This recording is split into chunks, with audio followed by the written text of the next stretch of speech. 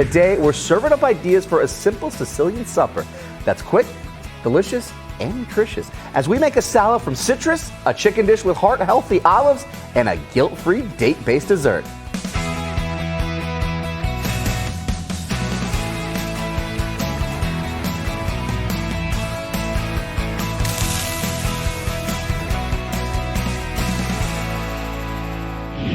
My guest today in the Dinner Deals kitchen is Adrienne Falcon Godsell. She's a private chef who goes by the name of the Food Whisperer to help clients eat healthy and transition to healthy eating.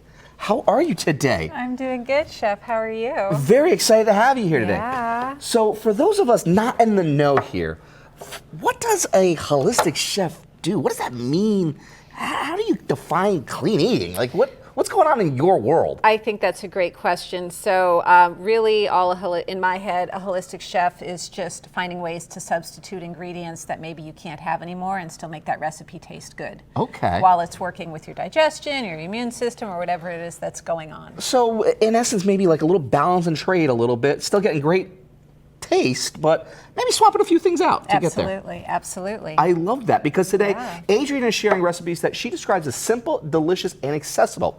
A Sicilian orange salad, which we're going to be making in a moment. Then later, we stay in Sicily for olive chicken with Swiss chard, and even do the dessert making a dairy-free chocolate pudding. It is with a secret ingredient. Ooh, all right. So you got to stick around for that part. Or ingredients. But right now, what are you doing over here with this orange? So we are peeling the orange with a paring knife, preferably. I mean, we can use a chef knife, but I mean, you can also slice your fingers that way, right? Absolutely. I mean, like it's just got so much different size in the blade that safety almost in a way here, that's and better control it looks like as well. Exactly, exactly. So my mother always used a paring knife. That was the funny thing for anything she did.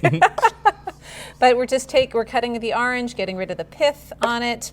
So traditionally what you're supposed to be doing with this dish, oops, I got a little snaggy there, is you're cutting out these segments here. Yeah. Well, you'll waste a lot of the orange that way.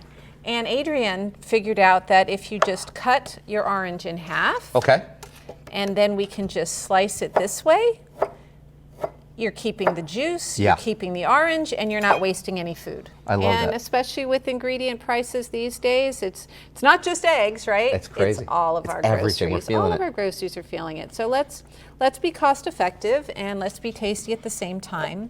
And fun fact, I do not like oranges. Really? This recipe I love. Because of what is it about? Like you don't like oranges, but you love this one. What stands out for you? I think it just must be the flavor of it. It's something maybe with the olive oil. Maybe the olive oil just kind of smooths out the acidity of the orange. I totally don't know, but I like this. But you like this one? All right. I like this. I like it. I like it. I dig it then. So what do we have to do next then? How do we keep liking on this one here? We're going to be using shallot or shallot. If you were using a larger recipe, then maybe you would use a red onion. But if you're one or two people, why not use a shallot? It took me, I don't know how many years to figure out, oh my gosh, we could just use a shallot instead if it's for one or two people. Very cool. Very cool. Very cool. Because food waste is real too. It is. It is. And if you're not a big fan of something, then why commit to an entire bingo? Red because onion? like at that point, now you're stuck with it. Yeah. At least have something that's manageable. Right. Yeah. So we're just thin slicing our shallot. Like so, and then we're just going to have a little bit of basil, and we were having this conversation a little bit earlier about, well, it's so vague saying 6 leaves of basil, because what if they're small? Sure. Or what if they're jumbo? Do you still use the same amount? Oh my or gosh, like, what hey, happens? I see, like, you don't like oranges. I love basil. What if we were to make a trade where it's just like less orange, but more basil? You're saying, you go right ahead and do that. It could happen. Yeah, it happens that way. Yeah, so there goes our shallot. There goes our basil. Okay. Check this out, a little bit of salt. My husband and I get in an argument about this because I don't like having fingers in salt. Okay. I want a spoon. And I'm like, but then you're getting all the mookies in there. What do you think about that? I mean, I hear you on that part. Sometimes it is like kind of get the yuckies on, and then you're like, there was a lot of salt, and now I got to throw it away? Yeah. But I'm curious to know, what type of salt were you using there? This is Himalayan pink salt. Himalayan pink salt. And it's, I mean, next to the Celtic gray salt, this is the healthiest salt there is. Yeah. You can't say that table salt is sea salt or Himalayan salt because it's refined just the way refined table sugar is. And then we need some fresh ground pepper on this. Okay. You like a lot of pepper? I do. What about you? A little bit goes a long way for me. I'm not going to lie to you. Like that one? Well, then we'll leave it at that. That sounds And we just good. drizzle some oil, some olive oil on it. Okay. Yeah. Look how pretty that is. Very clean. Look at that. And we're done. Boom. That's it. That's it. To get started on eating clean, grab Adrian's recipes at our website, dinnerdiaz.com. Find us on your phone by opening the camera app and scanning the QR code, which just means point at the TV as if you're about to take a photo, but make sure the box down there is in frame and a link to us should appear right on your phone. All right. You want to try a bite? I would love to try Come some. on now. Let me know. There you Let go. me know. Get your professional opinion on this. Ooh, I got everything. Easy, clean.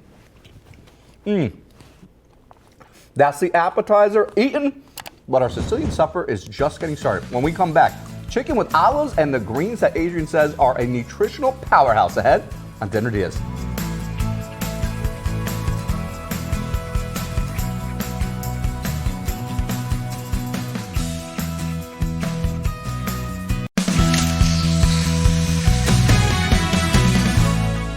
Welcome back to Dinner Diaz. We're eating clean today with the Food Whisperer, Adrian Falcon Godself. She says her goal is to show you that food can be flavorful, nutritious, and unintimidating at the same time. And she's sharing a recipe for a simple Sicilian supper.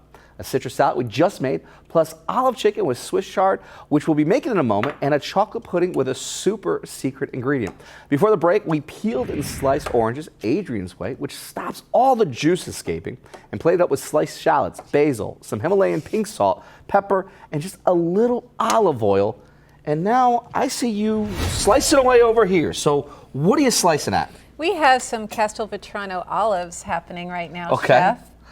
And they're just like this meaty, non-olivey olive that just gives texture and flavor and not that over punch of that brine that happens. Yeah.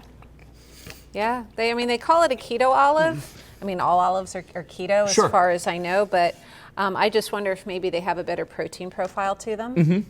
So yeah. Really good. Yeah. And like with those, easy to find. Like you see, black olives so prevalent in the grocery store. These hard to find and source. No, you can find them, I think, in any grocery store. Yeah. And I know even at the big box stores, you can get like a big old jar of them for an incredibly reasonable price. So Very cool. cost effective, good snack. And you just got a little snack right there. Yeah. So that's really nice to be able to do. I like that. Now, I see something totally in a Dinner Diaz first over here. Yeah, exactly. I spy with my little eyes. You doing something very unique with the garlic. What are you doing right here? Yeah, I learned this a long time ago. You put down your bed of salt before you put your garlic on there, and you can even put your herbs. And so the salt really absorbs the oils from the garlic, so you're not losing any of that flavor. And I'm just doing a really rough chop on this. I'm not going for like a perfect mince or anything, because if we're just wanting to cook and not being worried about, you don't have to stress when you're cooking, because then you don't digest your food. I like that. And Holistically speaking. Holistically speaking, I like that. Holistically speaking. Okay. And that's a great tip for someone, that it's okay to not have to always have that perfect mince and bring it all together. Yeah, and then we have our Swiss chard. Now, I love Swiss chard. And did you grow up with cousins as a kid? I did. Okay. I did. We wouldn't get to see them too often because they were a couple hours away. All right, that's kind of like what Swiss chard is, because it's like, it's like the cousin that you don't see that often, but every time you see them, you're like, I love this cousin, because with Swiss chard, so much. you miss them so much, because with Swiss chard, we're together. it kind of sits right in the middle between, say, spinach and, say, kale. It's not as delicate as spinach, and maybe like the overuse of spinach in some cases, where it's like the go-to, where it's like, there's other things. And then you got kale that sometimes it's like, it's too rough, it's too hardy, it's just not delicate enough. Right. Swiss chard kind of plays really well in the sandbox with the cousins. It does, and I think it isn't as dirty either to clean. Yeah. So speaking of the sandbox, you don't get as much sand with your Swiss chard as you do with spinach. Because and also on the kale side, right? I mean, you have to rinse it 3 times when it comes to kale sometimes. And it's very cruciferous, and sometimes it doesn't work with your tummy. Sometimes your tummy doesn't like it, and this might just work perfect for you. And what's really cool too is I just saw you do something really unique too. You still used kind of that binder right there, that tie, to really kind of have control to slice. and then you flipped it around because you've used everything. We did, other than like the very ends. And I mean, I cleaned it anyhow, so you really can, but I mean, that's maybe where I get picky all of a sudden. Where it's like, Okay. Adrian, now you're getting aesthetic about something. I like that though. I like But that. you can use the whole Swiss chard, which is nice. Very cool. So we're going to drizzle some olive oil, and then it's nice and your pan's nice and hot. So we're going to place half of our Swiss chard in there. So I put my garlic in between so that it doesn't scorch. Very nice. That's what I do. Okay. So, and if you're worried about scorching your garlic, I know you're supposed to toast it, but it kind of does the same thing. And then we're just going to nestle a couple pieces of chicken in here. Grab the recipe for Adrian's Sicilian olive chicken and the simple orange salad we made earlier at dinnerdiaz.com. Just scan the QR code on the screen right now to find us and follow along on your phone. Okay. Yep, so we're going to nestle a couple pieces of chicken right in with your greens. Okay, and what kind of chicken do we have here? I would just have some boneless, skinless chicken breasts. Easy. Yeah, and you can just like put it all the way down to the bottom and have your greens on top of them even. Okay, we'll make a little pocket well right there then. Uh-huh. And then we can add a little bit of water if we want to kind of get a little bit of steam. If you're in a rush, if you're hungry, if somebody needs to get to a game or something, it helps that happen a little bit faster. Perfect. Put a little water right there. A little bit of water. I'm going to sprinkle a little bit of salt. And put the lid on it. A couple minutes, we're going to flip it over and add the olives and capers. I love it. And we're also going to take a quick break while we finish this up. When we come back, an idea for dessert with a secret ingredient that is sure to satisfy a sweet tooth. Ahead on Dinner Diaz.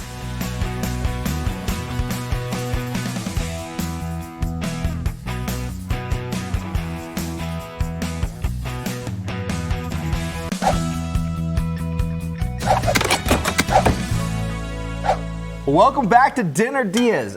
Be very, very quiet. Can you hear it? It's the food whisperer. Adrian Falcon Godsell, who's loud and proud with us today, sharing recipes for a simple Sicilian supper. Ideas for dinner from her 40 years of culinary expertise, creating healthy recipes. Before the break, we started on our Sicilian olive chicken, slicing Castelvetrano olives, then dicing garlic and using Adrian's method of cutting it on a thin layer of salt, and then chopping Swiss chard, which we then heated in with some olive oil, adding boneless, skinless chicken breast on top, and just a little water so it helps steam during that break. I'm getting a steam bath right over here too right now. All right, Kinda nice. Get a little, we're a little facial. Swiss chard facial. Swiss chard facial right here. Now, this is coming Yes. along to where you need it to be. This is kind of to your liking. Perfect. Do we need to do anything with it now? We're going to add the capers Okay. with a little bit of juice. Okay. And then we're going to add the olives that are nicely chopped up. And the moisture from the caper juice is just going to finish cooking off that chicken, and we're ready. I love that. I love that. All together.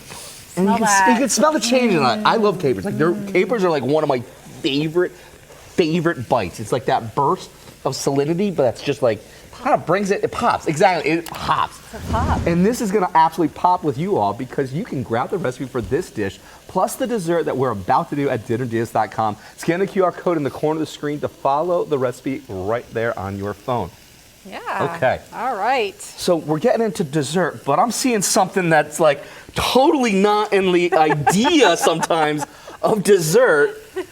You got an avocado here. Adrian, you said dairy-free chocolate pudding. What are you doing with an avocado? Okay, so like now where are we going with this? What are we doing? We have some dates also, Chef. Okay, so now you're like really throwing me for the curveball over here. So we've got some dates. Now you have those soaking there in warm water. Yes. Why do you have that happen in the first place? Yes, so we're using medjool dates. Okay. Okay, number one. So whenever you're making a dessert, you use the medjool dates. And they just have this wonderful caramely sweetness to them that just adds that sugary boost without having added sugar. Very cool. So it's nature's natural sugar. It is. It's like Okay. nature's candy. Okay. And we're soaking them because typically you find them dried. You don't find fresh dates. It's very difficult to find fresh dates. So this is going to help rehydrate a little bit, make them plop up a little bit, and get those sugars kind of reactivated. Yes, yes. And it might get a little noisy here for a second. You're making a paste.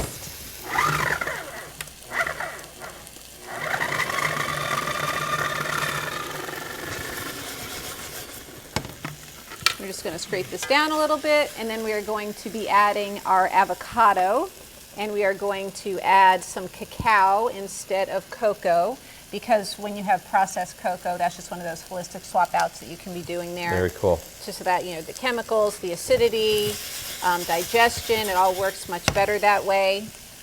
The other thing that I like to do with any recipe, and when I'm playing with my clients, is we're going to go for the bare basics first. So I would like for you to taste this with just the dates. Okay. And give me your honest feedback, Okay. because some people like it and some people don't. I can do that. Yeah, and then I also have some honey here to add in case it's not sweet enough. So you can use honey, you can use maple syrup, and you can even use, of course, sugar if you like. Okay. So, but let's go bare basics, let's go bare bones.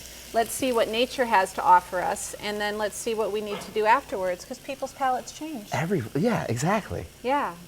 So that's what's happening. So we're just scooping out our avocado. If you have one of those little fancy avocado scoopers, then you would be using that instead.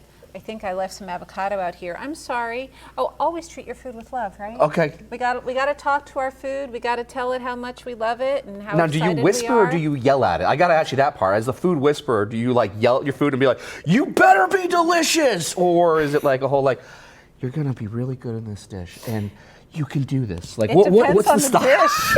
It depends on the dish. Okay.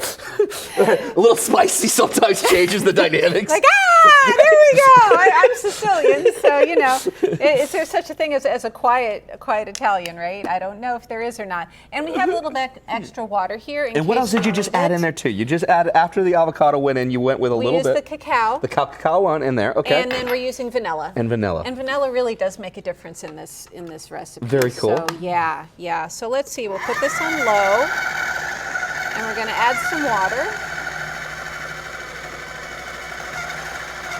Now these avocados weren't completely soft ripe. Avocados that are like really ripe work best with this. Okay.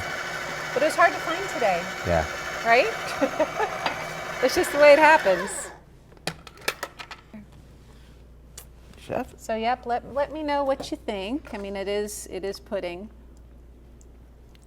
It's avocado-y, but it's not avocado-y. But the avocado also gives it that creaminess behind it too. So it has movement. And like I said, the flavor of the cacao will develop, and you get more chocolate flavor out of it afterwards. Okay. But would you like it to be sweeter? I do. I'm not going to lie, because I do have a little bit too much of that avocado there. Yeah, yep. So maybe you're going with just a little bit of honey? Yep, we're going to add some raw honey to this. It could be sugar, it could be maple syrup. You'll find a lot of recipes that have maple syrup in it instead. That's the kind of fun one. It was honey first, then it became maple or agave after that. And now it's like maple syrup sometimes now you're seeing a lot of things. So it's like, those three are coming in the clutch right now. And maple syrup is so rich in B vitamins, is one of those reasons why it's such a great sweetener to have. And a nice popular choice right now too. Yeah. So there's with a little bit of honey. Oh, now it's got that sweetness behind it. And you know what's funny? Yeah. Now I'm getting actually an accent of the dates in there now. It's kind of like it just kind of changed that. Complimentary. Where it was like first I got avocado. Now I'm getting the dates with it. Ooh, that's nice. That's fun. Yeah. We have to take one last break. When we come back, we plate up our dinner and dessert ahead on Dinner Diaz.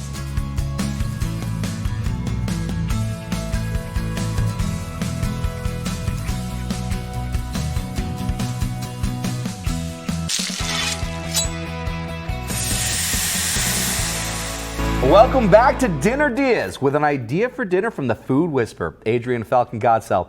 She's a holistic chef who wants you to love yourself and to love your food. And I love that, my friend. That is super cool. She's been sharing ideas for a simple Sicilian supper, an orange salad we made at the top of the show, then our entree of olive chicken with Swiss chard and chocolate pudding made without dairy.